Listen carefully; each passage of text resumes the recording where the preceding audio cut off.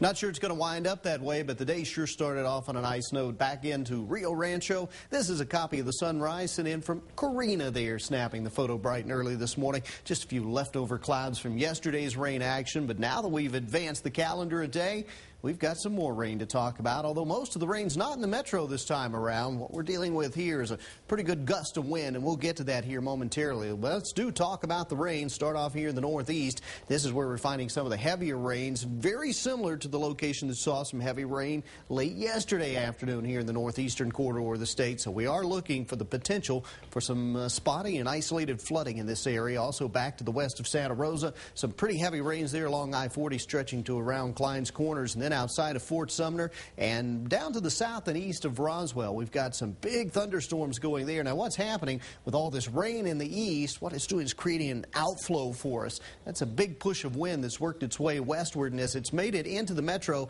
see this little green line? You'll have to look pretty close. It's pretty thin there, but you can see how it's advancing westward through the metro. That's what we call an outflow boundary. That's basically nothing more than dust in the atmosphere that the radar is picking up on. That's part of that canyon wind that has just raced through the metro, and it is turning off quite windy down into parts of Valencia County through much of western and central Bernalillo County.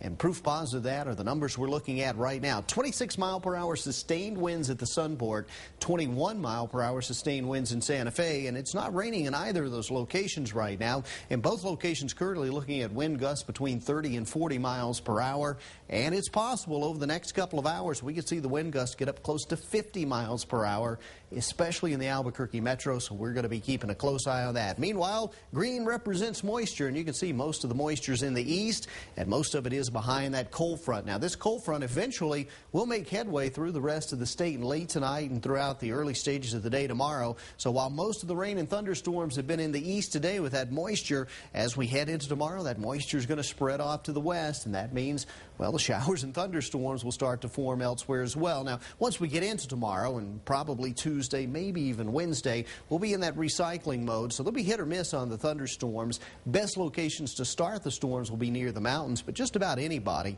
the next couple of days could be looking at some of those thunderstorms. Highs today, 70s and 80s where that cold front came through, 90s in some of the other locations, and that includes the metro. Meanwhile, our forecast looking ahead, calling for some spot storms tomorrow around Durango and Farmington. Both areas still pretty warm, and we're maintaining the warmth on down into the southwestern part of the state where numbers head into the upper 90s tomorrow. Southeastern New Mexico, well, that cold front will have cleared by tomorrow afternoon, so instead of 90s, it's 80s, 87 in Roswell, 88 Tuesday, but scattered thunderstorms both days. And already we've seen a tinge of some cooler air start to move into the northeast, 70s and 80s for highs there, and temperatures in the northern mountains, they won't be that much cooler, but a little cooler than today, but we're still going to see a pretty good chance at some of those scattered storms, and a few of those could find Santa Fe before the day's done. 78 the high in Santa Fe for tomorrow. East Mountains running from about 78 to 80 degrees tomorrow, with a pretty good bet that you'll see some thunderstorms and some breezy conditions. Meanwhile, the forecast to start the work week,